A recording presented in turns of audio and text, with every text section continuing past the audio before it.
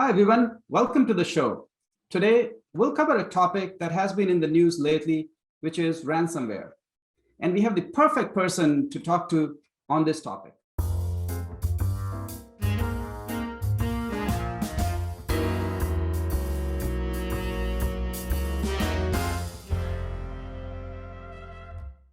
Joining me is Jeremy Brown, a digital forensics and incident response specialist who came into Palo Alto Networks as part of the Crypsis group.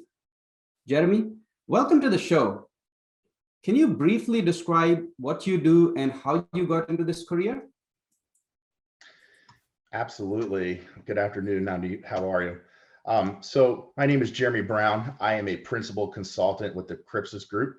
I started out in cybersecurity almost 10 years ago. I cut my teeth being a web app pen tester, working on offensive security teams, also some red teams as well. I've always been, involved with digital forensics and incident response. I really like the challenge that it presents and the high touch cases that we work. I went to school for cybersecurity. I do have 2 degrees. One was in digital forensics and incident response, and the other is in economics. So I came to Crypsis after, running a long government contracting career. And I made the decision to join this team almost 3 years ago. So I love what I do. I love working for Crypsis and now, Palo Alto itself. Awesome. And you also work as a ransomware negotiator. That's a very interesting role, but welcome again. And let's get to know you with a fun question. If someone wrote a biography about you, what do you think the title would be? So that's a great question. Putting some thought into that, I came up with many different options, but I think the best one will be up to the challenge, right? We all face challenges in our life. We all have had hardships in our life. It's really how you respond and how you, keep yourself in check, right?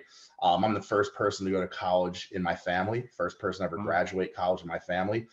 So growing up was a little bit challenging. I'm from Baltimore City and, don't come from a family with a lot of money and things like that. So I watched my dad work very hard his whole entire life and try to provide for me to become the best, human that I could be. So I thank my dad for all his hard work and putting me through college and getting me that first piece of paper and degree, right? I have 3 kids, so that's always a challenge, right, guys? I got 3 little boys, 1 5, 1 3, 1 1.5. And also I think that being in digital forensics and incident response, the incident response piece is always challenging, right? We get called into these engagements when businesses are down, whether they're small, medium, or large, international, domestic, what have you. And we're coming in there to help them get their business back up and running and also try to prevent ransomware attacks and unauthorized access and things of that nature. So I'm always up for the challenge. Again, life's always a bunch of hurdles and whatever is thrown your way, I've always been taught to address it head on. And I just think that would be probably a pretty good title for a biography about myself. Agree, Jeremy. That would be an awesome title. Let's start with the basics. So we're talking about ransomware. If you had to explain ransomware to someone in 60 seconds, what would you say? Yeah, and that's a great question. 60 seconds would never be enough time to really explain ransomware as a whole, but in general, ransomware is a piece of malware, right? There's different types of malware out there. The idea behind threat actors and when they deploy ransomware is twofold, right? They want to be paid. So what they usually do is they come into your network through a number of ways, either phishing, brute forcing RDP. We've seen a very large uptick in VPN firewall exploits and accesses over the past year or so. Once they get in, they move around your network. They do reconnaissance, they escalate privileges, they dump credentials, and their main goal is to basically get to your domain controllers, right? Once they do that, they dump the credentials and they have free reign in your environment. Once that happens, there's different motivations for threat actors itself. Some are in it to embarrass firms, some are in it to extort money from firms, and some are in it just to do it, right? But at the end of the day, what happens to your environment, whether you're small, medium, or large, is they deploy a type of malware that basically encrypts all of your files, rendering them useless. Once that happens, they then deploy a ransom note. So as soon as somebody notices or comes in, logs in that next day or morning or at night, they see a not so pleasant note from these threat actors saying that all your files are encrypted. Please contact us here, X, Y, or Z, email address.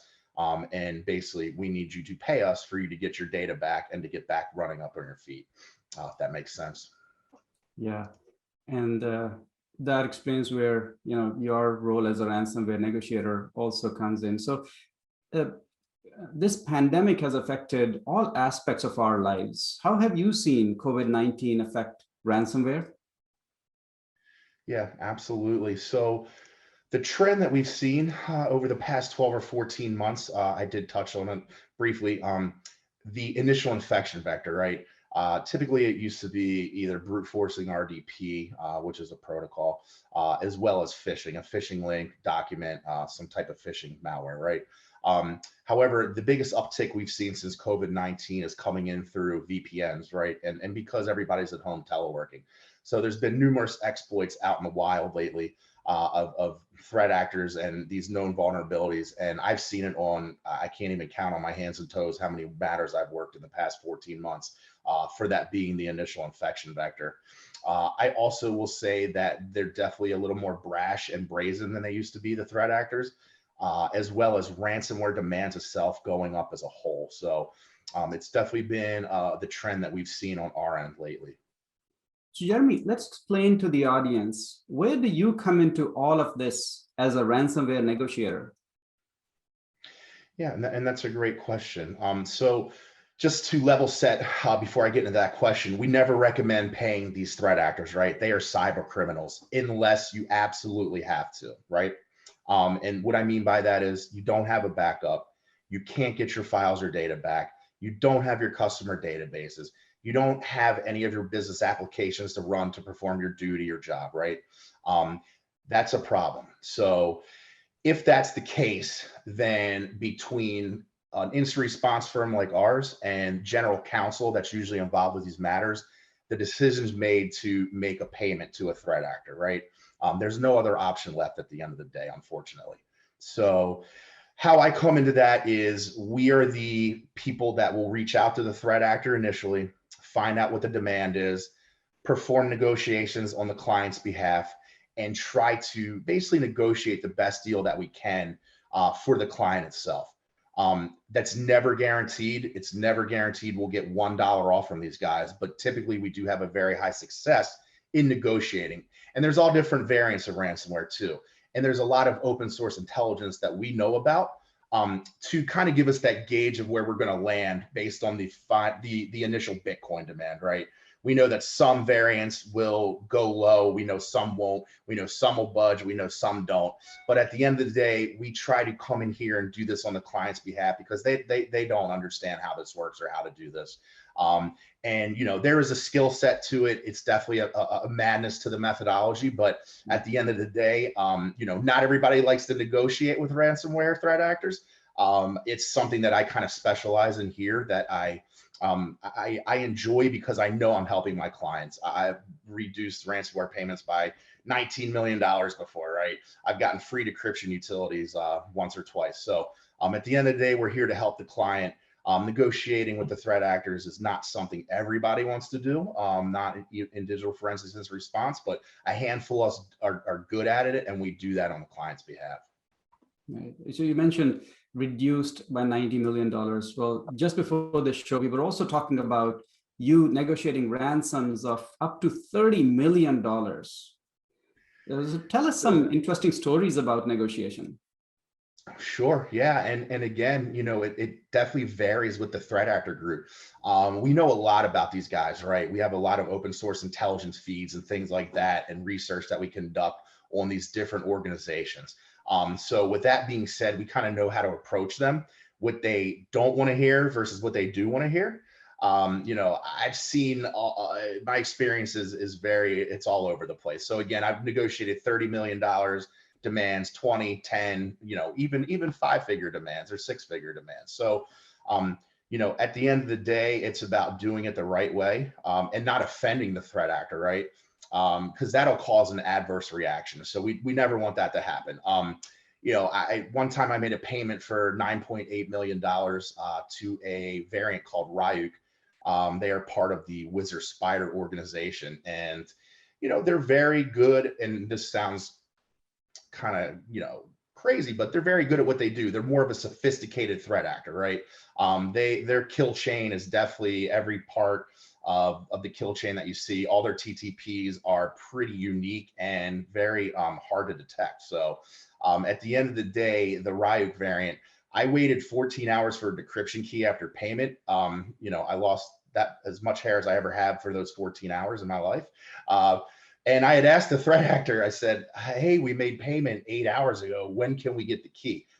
They actually came back to me and said, sir, despite my profession, I'm a legitimate businessman, and you're going to get your decryption key. So that just blew my mind. That just shows you the mindset these guys have. They actually think that they're legitimate businessmen. And in the back of my mind, I'm like, well, you literally just performed a criminal act against a business entity, and you're telling me you're legitimate. So I thought that was interesting, to say the least. Right. Well, Jeremy, this has been fascinating. In another episode, we'll discuss some of the best practices that organizations should adopt to protect themselves from ransomware. If you like this show, hit the subscribe button, leave a comment, and visit paloaltonetworks.com. See you in the next episode.